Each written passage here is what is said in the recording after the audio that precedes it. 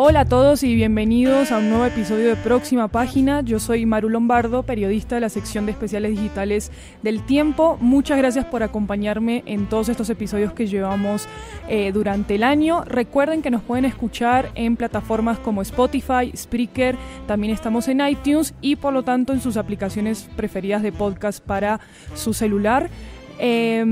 Si ustedes son como yo, los invito a que recorramos el gran mundo de las lecturas ultra multifacéticas a partir de las experiencias que tienen los lectores con esas lecturas y no solamente de reseñas profesionales para satisfacer a las editoriales. Hoy tengo a un invitado que hace mucho tiempo quería traer y del cual soy una gran admiradora. Se llama Ricardo Silva. Ustedes lo conocerán por sus famosas columnas en El Tiempo, en el diario El País de España y también por novelas como Cómo perderlo todo, que de hecho acaba de ganar el premio de narrativa colombiana. Felicidades, Ricardo, por ese premio. Muchas gracias, Maru. Y gracias por estar acá. Yo feliz por la invitación. He estado escuchando el podcast y me parece una delicia y un alivio escucharlo siempre. Entonces me siento feliz de pasar a este lado de la pantalla. Del micrófono, más bien. Sí. Claro que uno lo oye en pantallas ahora, eso es complejo. Bueno, es verdad, eso es un tema de discusión todo, sí, importante. Ricardo, gracias a vos por estar acá, gracias por aceptar la invitación y a todos los que nos escuchan los quiero invitar a que nos sigan primero en las redes sociales. En Twitter estamos como @especiales_et si nos quieren contactar por ahí, y recuerden que cualquier comentario, sugerencia, duda o recomendación que tengan lo pueden hacer a través del hashtag Próxima Página, también en Twitter. Ricardo, no estábamos hablando de nada, de hecho en mi cabeza estaba hablando contigo, digamos, que sobre tu novela Cómo perderlo todo, y también quería destacar pues Historia Oficial del Amor, que si no estoy mal se publicó en el 2016. 2016, sí, esto salió en abril de 2016 y Cómo perderlo todo en octubre del año pasado. Perfecto, y Ricardo, te quería hacer una pregunta, ¿qué tanto piensas en tus libros ya escritos una vez ya están publicados y ya pasaron su racha de fama? Si es que eso pasa, porque no sé si termina de pasar alguna vez. Pues yo trato de no leerlos, por ejemplo. No, pues me pongo como una meta no leerlos, pero digamos, las copias que tengo de mis libros en mi casa son copias que no se abren si no las quiere abrir una persona que vaya de visita. Okay. Yo no estoy mirando porque no quiero enterarme ya, por un lado. Por otro lado, me pasa mucho que luego de escribirlos empieza un proceso de olvidarlos. ¡Qué bueno! Sí, de tal manera que a veces cuando entro en una conversación sobre alguno de los libros, parece que yo supiera menos que la otra persona muchas veces, como Entiendo. Que no me acuerdo de nombres, no me acuerdo de momentos, es como si, como yo creo que como les pasa a esos lectores del tarot que no se acuerdan de la lectura, como que sí, es una etapa muy concentrada de la vida en donde uno pone toda su vida al servicio de ese texto y todo conspira para que ese texto funcione y luego se va y es muy difícil volver a una época pasada de la vida de uno. Y de Cómo perderlo todo, ¿qué querés rescatar para este podcast hoy? Yo, mientras hemos estado hablando del podcast, de su estilo, de su enfoque, me pareció que algo que es interesante de conversar sobre Cómo perderlo todo, que quizás no se ha conversado en otras ocasiones, es, aparte de lo que se ha dicho, que es una novela sobre el año 2016, que revisa ciertas relaciones de pareja en los tiempos de las redes, que tiene un personaje protagonista que aprende de la peor manera que las redes no solo sirven para la solidaridad, sino también para la lapidación, que puede uno concluir al final de la lectura que el año 2016 no ha terminado.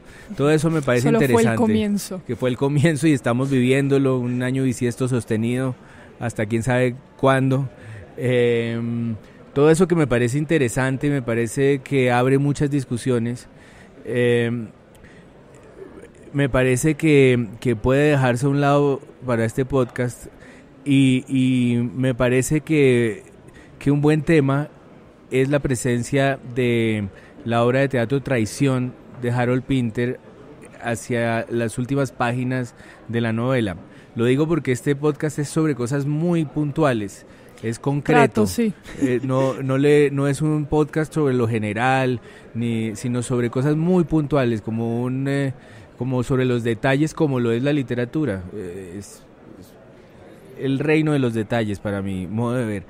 Y me parece que esa presencia de Traición, que es una obra de teatro que va hacia atrás, que empieza por su final y termina en su comienzo, la historia de una infidelidad desde que termina hasta que comienza, no solo es muy importante para cómo perderlo todo, sino que es una conexión con la historia oficial del amor, con Historia Oficial del Amor, la novela anterior, sí, que justamente está contada hacia atrás.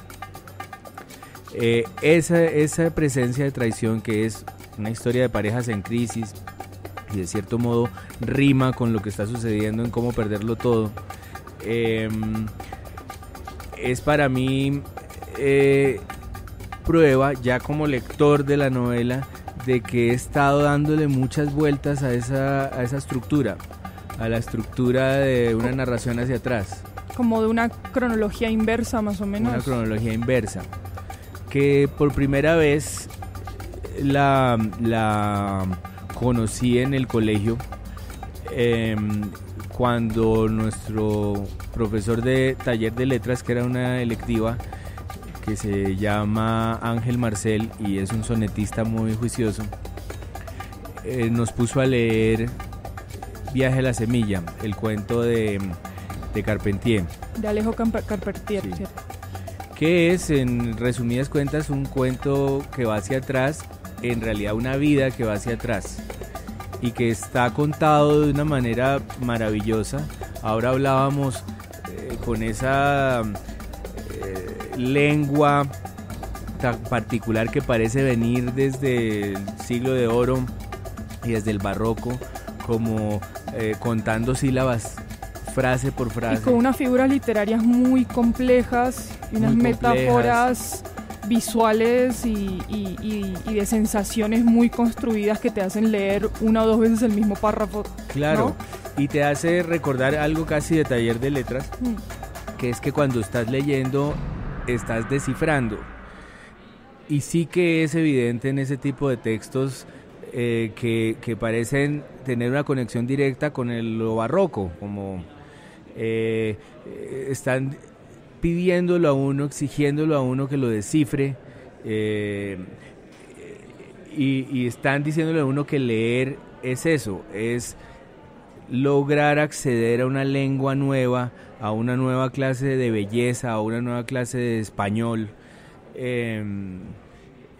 Sí, y es justamente lo que uno aprende en los talleres de letras, que escribir es encriptar y que leer es descifrar. Así uno esté leyendo textos mucho menos complejos que el de Carpentier, con españoles mucho más simples, digamos, más cercanos al periodismo, por decirlo de alguna manera, sí, que a la poesía del siglo de oro. Incluso en textos que parecen mucho más simples, lo que uno está haciendo como lector es siempre descifrar. Entonces, creo que eso es lo que me llama la atención de esa estructura hacia atrás. Primero, que personalmente me recuerda a ese taller de letras, y luego, como en términos del oficio, me pone a pensar en qué es lo que hace el escritor y en qué es lo que hace el lector. Ricardo, y estaba pensando por la estructura de pensar cronológicamente hacia atrás, que nosotros, por la concepción que tenemos del tiempo, que es lineal, unidireccional además, o sea, no hay una vuelta al pasado que valga en nuestra cultura occidental, por decirlo de una manera muy general, pues que todo lo pensamos a en una fórmula de causa y efecto, ¿no? Sí. Nosotros, si pensamos quiénes somos ahora como personas, normalmente hacemos un recuento del pasado al presente para establecer pues una causa Totalmente. y efecto de eso. En cambio siento o percibo quizás que la cronología inversa trastoca obviamente esa forma de pensar y quizás te ayuda a descubrir una cantidad de cosas sobre ese pasado que de alguna otra manera no descubrirías. ¿Tú te has encontrado con la posibilidad de pensar en tu vida desde esa lógica inversa? A mí me parece muy difícil, yo no he sido capaz, pero... Pues a mí me parece que tu pregunta es fundamental. Me parece que el tema del tiempo es quizás el tema de la vida en la Tierra, digamos. Es la razón por la que existe la estructura dramática sobre la cual funcionan el 90 y tantos % de los relatos a los que tenemos acceso. Es la estructura dramática el reconocimiento de que el tiempo es irreversible, como el cuerpo es irreversible, como va envejeciendo el cuerpo sin remedio, digamos. Ese reconocimiento de que la vida es irreversible, de que hay un momento en que va dirigiéndose hacia la muerte, es el origen de la estructura dramática, de la estructura que en el colegio aprendemos muy básicamente, pero muy bien, como el principio, el medio y el fin, y que más o menos aplica incluso en las estructuras de las biografías, de las vidas de cada quien. Cada quien puede reconocer en su vida un primer acto que es, digamos, su formación, su infancia, su rutina primera que es interrumpida por un accidente que abre paso a un segundo acto que se supone que es su madurez, que va a terminar en un falso final que es su vejez y que se va a dirigir en un tercer acto hacia el clímax que necesariamente en una vida es la muerte. Eso me parece que es probable que sea la forma de la vida y que por eso la hayamos estado asumiendo como estructura y la hayamos estado usando desde el cine, el teatro, la literatura para contarnos, para articular la experiencia de la realidad. Yo creo que eso es lo que ha estado pasando. Dicho esto, eso habla de nuestra capacidad enorme y conmovedora para la ficción, pero no necesariamente está hablando de lo que es la realidad. No sabemos, por ejemplo, si de verdad el tiempo es irreversible.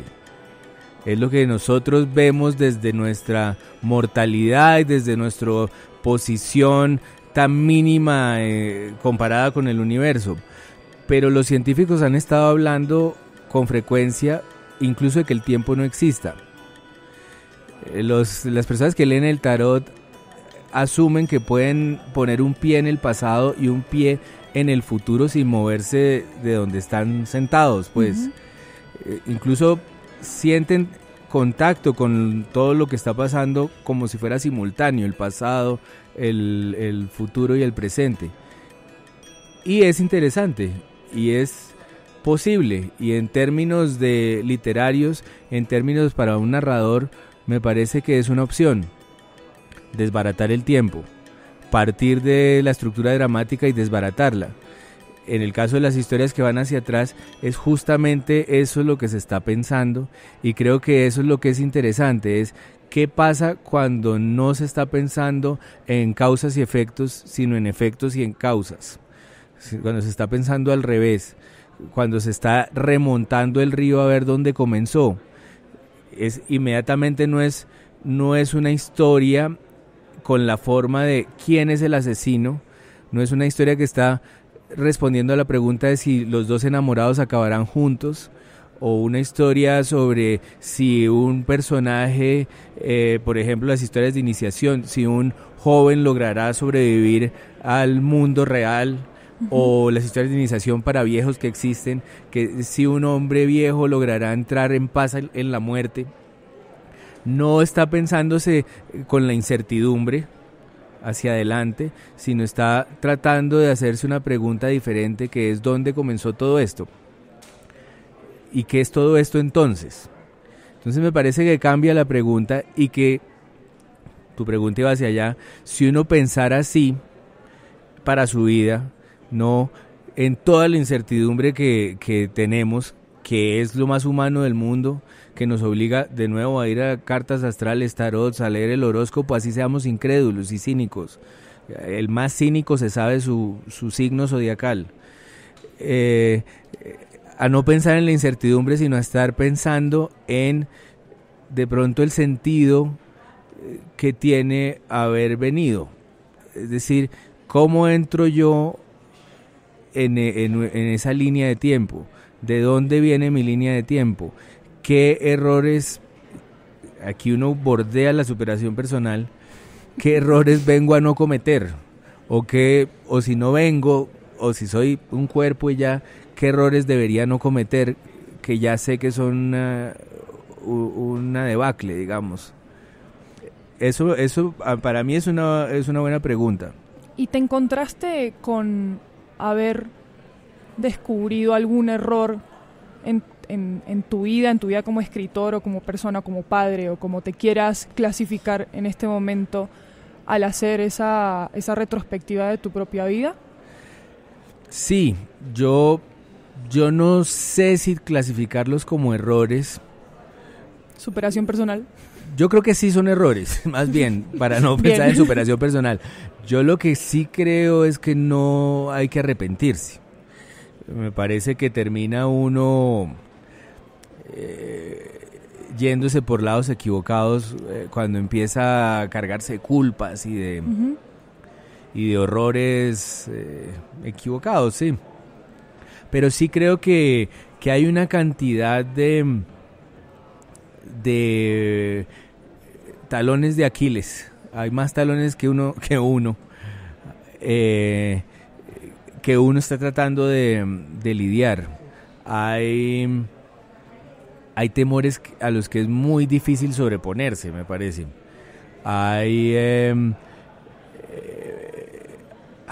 Hay puntos débiles que hay personas que saben tocar, sí, de uno, y es fácil desbaratar a una persona, y eso sí yo lo pienso todo el tiempo, ¿cómo hacer para no desbaratarse tan fácil?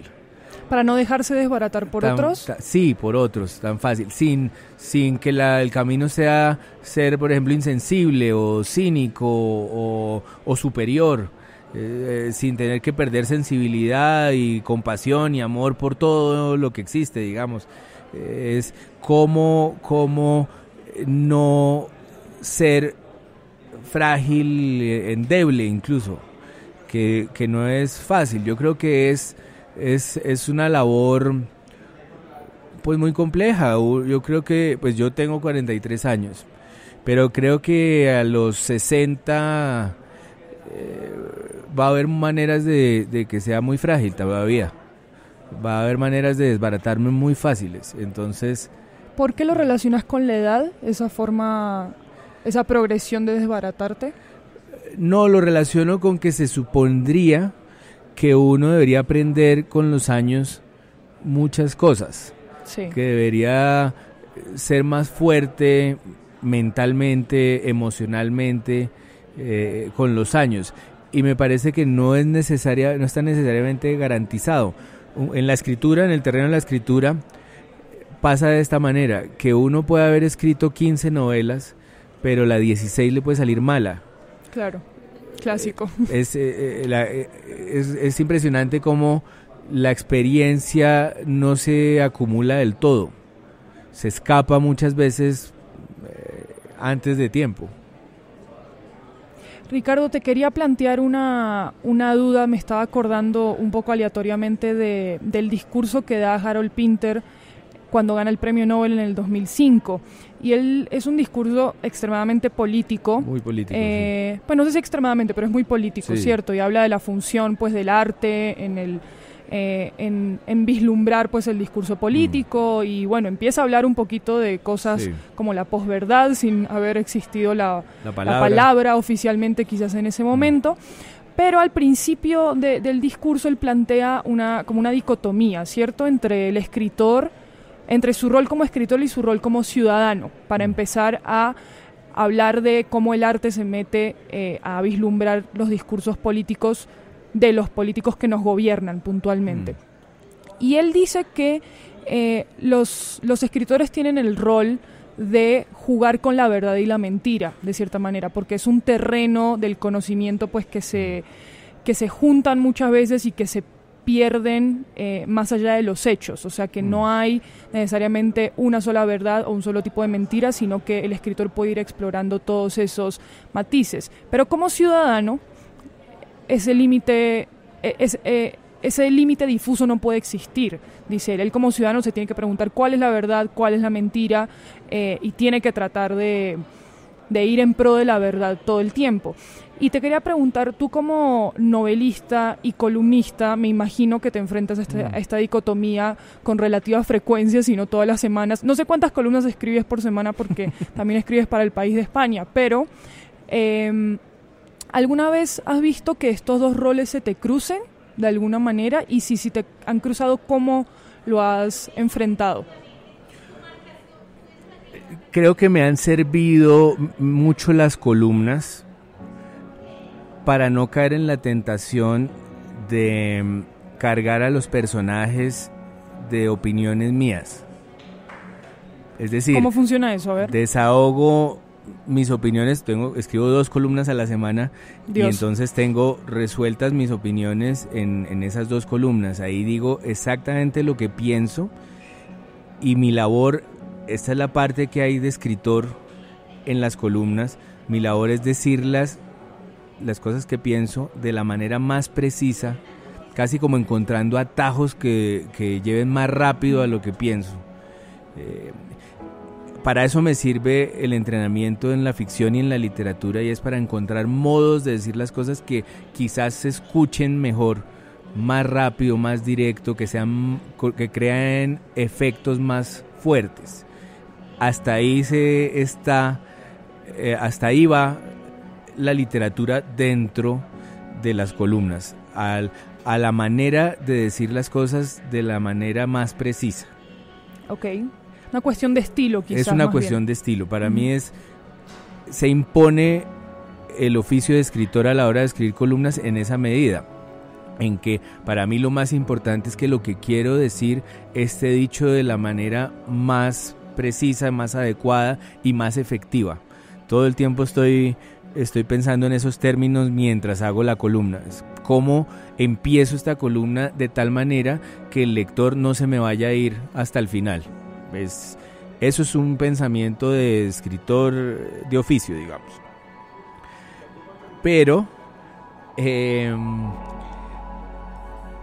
a la hora de hacer una ficción, de escribir una novela, creo que tampoco hay que tenerle miedo a esa línea borrosa de la que habla Pinter en su discurso, porque la ficción es un pacto muy claro.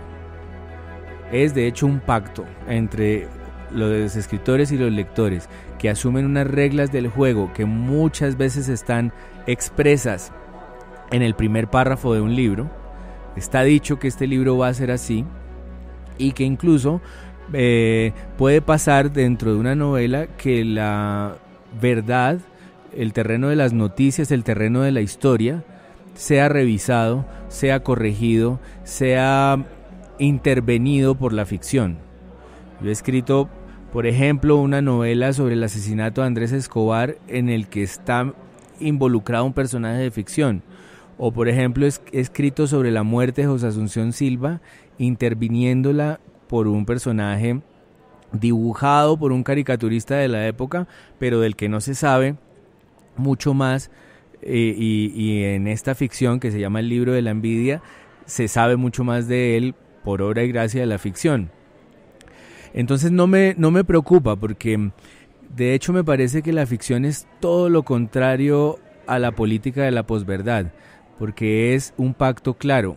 que están asumiendo dos seres humanos, están estableciendo ese contacto y ese pacto, y es muy conmovedor cómo uno le va a entregar al otro un texto cifrado y el otro lo va a descifrar, y van a llegar a una comunicación que de otro modo no se daría. Mientras tanto, la política no se puede llamar ficción cuando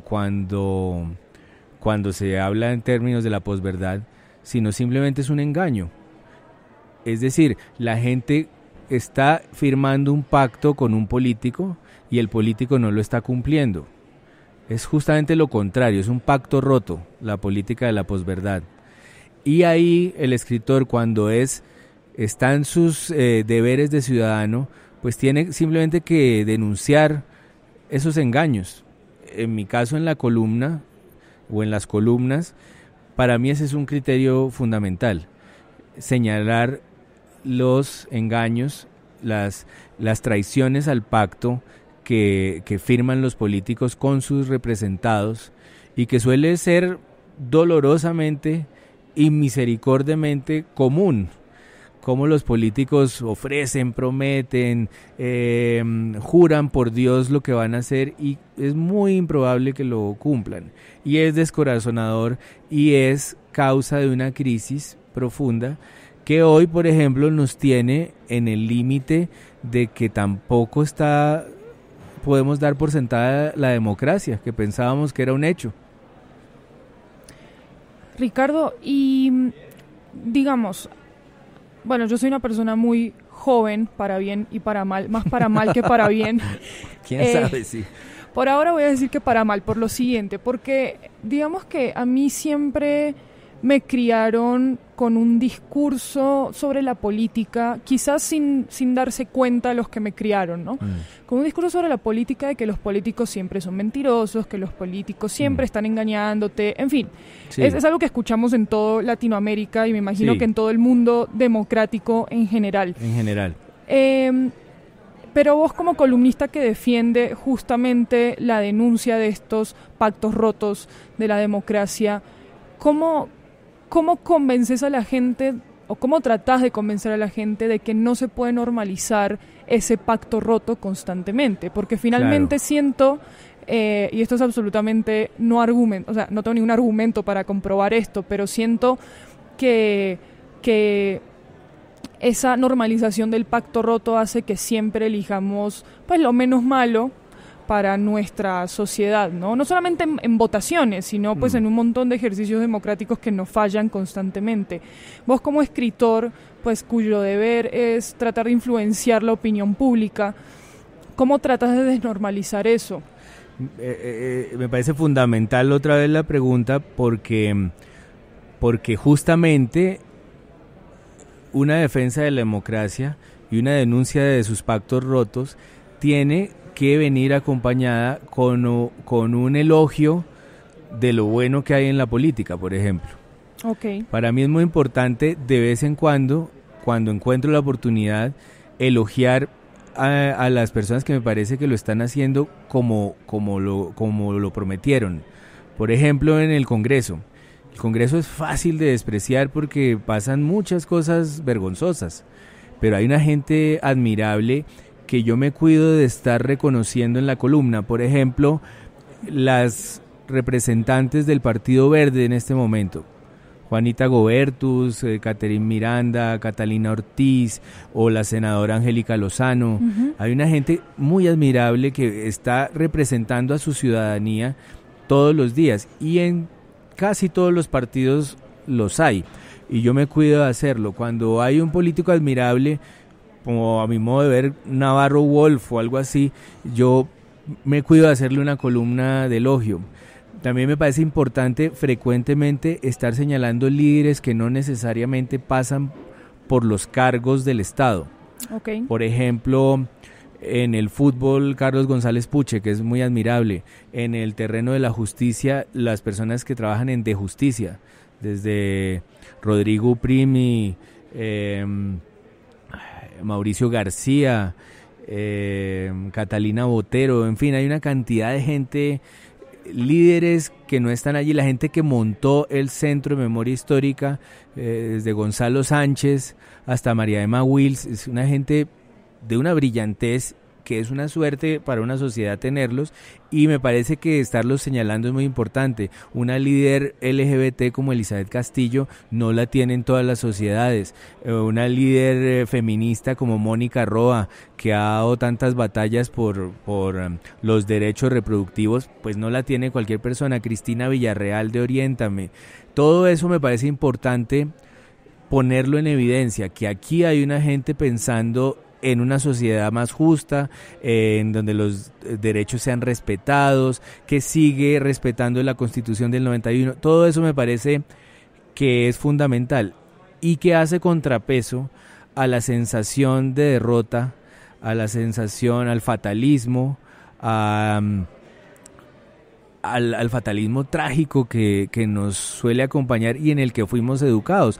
Yo también, a pesar de que te llevo todos los años del mundo, recibí desde chiquito la idea de que este país era imposible, que era inviable, que no tenía sentido, que todos los políticos eran ampones, y no solo ampones, sino probablemente violentos, probablemente criminales. Exacto. Y yo creo que es muy importante estar recordando que no es cierto. Y estar recordando una proporción que es muy importante, que aquí sí hay gente muy violenta, que aquí sí hay una propensión a la violencia y una vocación a la violencia, pero que hay una enorme mayoría, del 90 y tantos %, que simplemente se levanta muy temprano. En Colombia la gente se levanta muy temprano, como lo puede notar cualquier persona, incluso en Latinoamérica, básicamente a trabajar. Es una sociedad mucho menos desastrosa de lo que ella misma piensa. Eso sí, una sociedad que se ha comido el cuento de su derrota.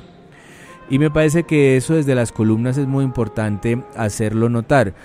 También desde las novelas, que están libres de ideologías y de hipótesis por demostrar, hipótesis políticas por demostrar. Hay algo que se logra así uno no lo quiera, y es devolverles el contexto, por ejemplo, a personas con las que uno no estaría de acuerdo en el plano de la vida diaria. Uh-huh. Gente en Cómo perderlo todo, por ejemplo, hay una cantidad de personajes entrañables que votaron que no a la paz. Entrañables para mí, yo les tengo cariño, digamos, no sé si para los lectores, pero para mí hay una cantidad de personajes que tienen de nuevo su contexto y de nuevo uno entiende por qué votaron que no. No porque le estuvieran haciendo caso a un líder de la derecha, no porque estuvieran engañados por Facebook, sino básicamente porque les parecía que estaba mal hecho ese acuerdo. Eso es una oportunidad que se da mucho más fácil en la ficción y en la novela en especial, la posibilidad de devolverle a los personajes sus contextos, de hacer padrastros republicanos o conservadores o derechosos, que igual uno les vea que tienen un corazón enorme, y hacer hombres de izquierda súper progresistas que resultan machistas y endiablados en la intimidad. Hacer complejo de nuevo todo lo que se caricaturiza en el plano muchas veces del periodismo de opinión. Y de la opinión pública también, en general. No solamente, sí, de la discusión pública de internet y de foro público en general. Claro, ¿no? Ahí es muy fácil caricaturizar, estigmatizar, estereotipar, reducir a meme todo lo que pise la tierra. Benditos memes. Mal que bien, benditos memes. Pero sí, hay unos que son obras de arte que de verdad estamos a un paso de exhibirlas en el Museo de Arte Moderno. Pero mira que eso es otra idea posible, una exhibición de memes. De hecho, en Nueva York hace unos años se hizo una exhibición de por qué los gatos se tomaron internet a partir de memes. Sí, es una historia fascinante. Pero bueno, más allá de eso, Ricardo, quería devolvernos un poco al tema que nos trajo a esta discusión súper trascendental de la política, opinión pública y el periodismo, que es el tema de las historias contadas hacia atrás, ¿cierto? Y para este podcast encontré casualmente un artículo de Patricio Prón, el escritor argentino, pues multipremiado, etcétera, Él escribe un artículo para la revista Letras Libres, que se publica, para los que no saben, en España y en México, y también tiene un portal web en el que habla un poco de cuáles son, como voy a decirlo, como algunos, entre comillas, beneficios intelectuales, digamos, de estas historias contadas hacia atrás. Y él menciona también Viaje a la semilla de Alejo Carpentier, menciona Traición, también menciona Memento, la película de Christopher Nolan. En cine hay muchos ejemplos. Sí, ¿verdad? Irreversible, ¿te acuerdas? También, tienes razón. Y él menciona una cosa particular de los beneficios de, entre comillas, consumir este tipo de historias, que es que el lector o el espectador se puede preguntar cuál es la validez de la información que está transmitiendo, digamos, el escritor o el director de cine, guionista, etcétera, justamente porque la escogencia de la información es supremamente específica para que esa estructura en reversa, digamos, funcione.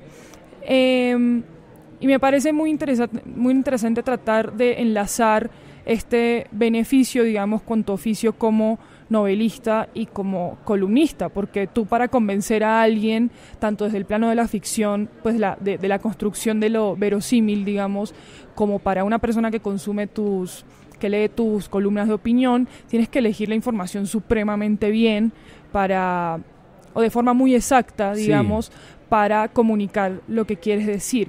¿Cómo es ese proceso de convencerte de que estás eligiendo la información correcta para comunicar un mensaje que quieres? Sí, a mí me fascina el tema porque es la esencia de la narración, que desde la propia palabra lleva implícita la idea de arrastrar a una persona desde el principio hasta el final, de traérselo hasta el final. Uh-huh. Para eso me parece que es necesario, como en una partida de cartas, tener reservadas unas o por ahí, para sacarlo en el momento que toca, uh-huh, cuando toca.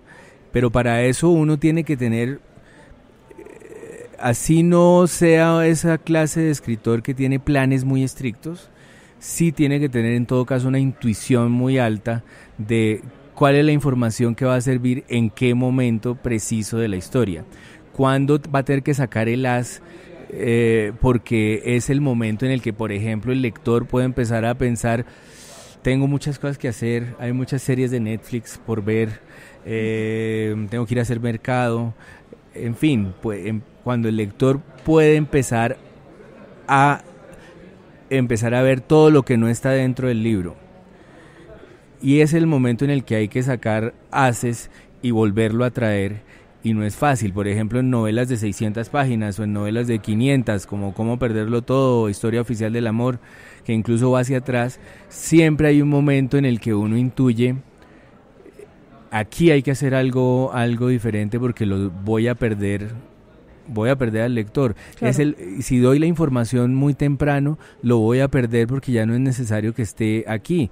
Eso está claro en la estructura dramática, de tal modo que así uno vaya hacia atrás, en el fondo la está aplicando, y es la lógica de ir soltando la información poco a poco por el camino hasta soltar la gran revelación. Así uno esté haciendo novelas experimentales, así esté rompiendo con la estructura temporal, así esté careciendo de protagonistas, así esté negándose el esfuerzo de representar el momento social que está viviendo, siempre está tratando de mantener a un lector adentro del libro. Y todo eso está enseñado en el manejo de la estructura dramática, que es, yo creo que la comparación con una partida de cartas es útil, que es ir soltando las cartas por el camino justo en el momento preciso, para no perder al lector por el camino. Hay músicos en la música popular que también son admirables en su manejo en ese momento del oyente, del auditorio. Uh-huh. Por ejemplo, Peter Gabriel, por ejemplo, Paul Simon, que dominaron la forma de la canción, pero en un momento dado descubrieron, cada uno por su lado, que puede pasar que cuando una persona está escuchando una canción, después de la segunda vez que suene el coro, deje de escucharla y simplemente la canción se vuelva un pretexto para llevar el ritmo con el pie mientras uno está lavando la loza. Uh-huh. Y son músicos que saben llegar a ese segundo coro y alterarlo todo para que uno tenga que seguir escuchando hasta el final. A mí esas lecciones de la música popular, de esos músicos populares que han estudiado tanto las músicas de todo el mundo, me parece que son muy importantes para la narración literaria, para el cine mismo. ¿Y qué tan importante te parece que los lectores, oyentes, consumidores de contenido en general aprendan a identificar ese tipo de estructuras? Me parece que los lectores y los espectadores en cine y los lectores en los libros y los oyentes en la música las conocen. Pronto las dominan, muy pronto. Muy pronto los niños saben que al principio se les presenta a los personajes, se les presentan sus rutinas y sus cotidianidades, porque algo va a pasar que va a interrumpir esas vidas como eran conocidas, digamos. Parece que los espectadores resienten de tanta costumbre de ver las mismas películas con los mismos formatos, resienten un primer acto que dure 50 minutos. Los guionistas gringos tienen clarísimo que el primer acto dura 33. Uh-huh. Entonces, cuando hay una película que arranca, que va en 50 minutos y no ha cambiado la rutina, la cotidianidad de los personajes, es muy probable que los espectadores pronto lo declaren una película insoportable, aburrida, y tengan ganas de ir al baño a hacer pipí muy pronto, digamos. Tiene sus problemas, porque claro, uno muy pronto asimila esa estructura y se vuelve reticente a otras, se vuelve cómodo, y si le llega una película de Taiwán que dura lo que quiere durar y lo que necesita durar, pues le toca acomodarse a otra lengua, como si uno pasa de leer a John Cheever y luego a Carpentier en Viaje a la Semilla, le toca reacomodarse a otra lengua, y no todos los espectadores tienen la disposición, ni siquiera el tiempo uh-huh. de la vida para ir cambiando de lenguas, todo, sí, de libro en libro, de película en película. Pero en favor de la estructura que entre otras es la estructura comercial de los 3 actos, hay que decir que no nació como un propósito comercial, sino como una imitación de la forma de la vida. Es decir, es una recreación de la vida desde la perspectiva limitada de lo humano, desde lo que el hombre conoce, que es este tránsito hacia la muerte.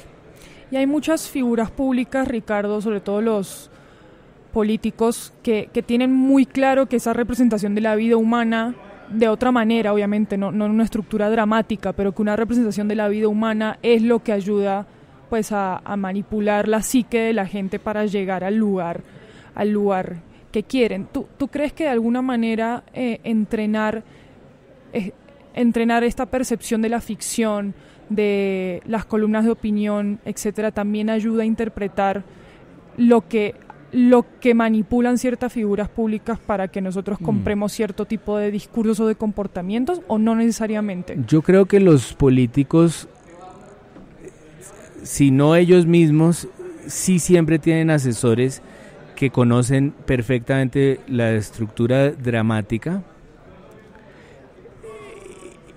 Y no solo eso, sino la narración en términos muy simples. Es decir, si tú revisas las películas más taquilleras de la historia y las más taquilleras de este año, usualmente son de superhéroes.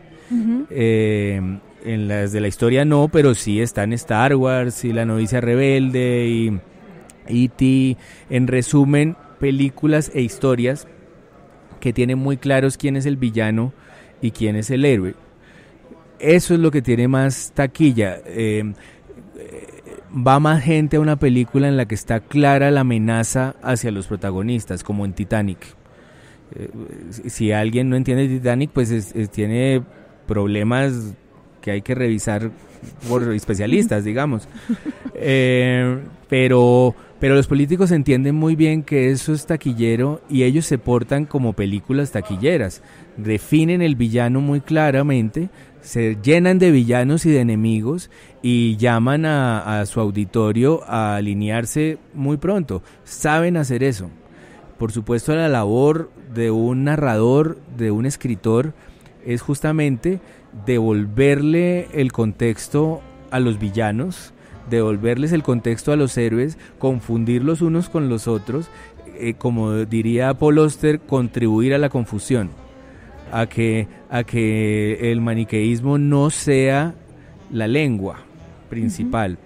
Creo que hay que tener muy claro que los políticos tienen esas herramientas, la ficción, el drama, y justamente hay que reclamarlo para el arte y para la crítica, que el drama que un escritor haga justamente desmonte los estereotipos y los estigmas y se traiga a los rezagados de la sociedad y los represente de una manera contundente antes de que los políticos los invisibilicen. Es de cierto modo una batalla entre esos dos oficios, digamos, no los políticos para no seguir contribuyendo al estereotipo de ellos, sino los politiqueros versus los escritores que tienen la responsabilidad de devolverles el contexto a todas las personas.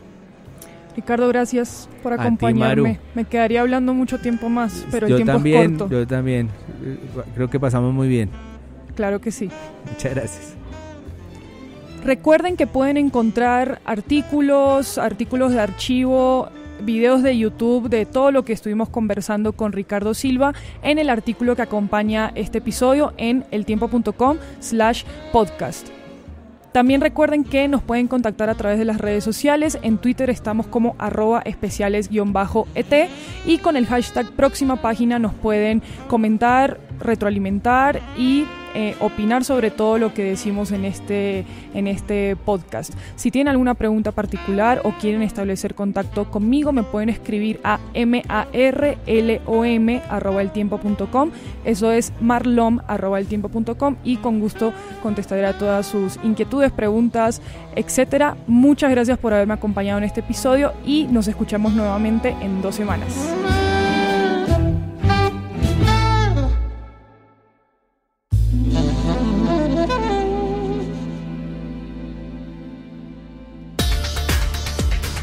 Escucha otros podcasts de El Tiempo ingresando a www.eltiempo.com/podcast.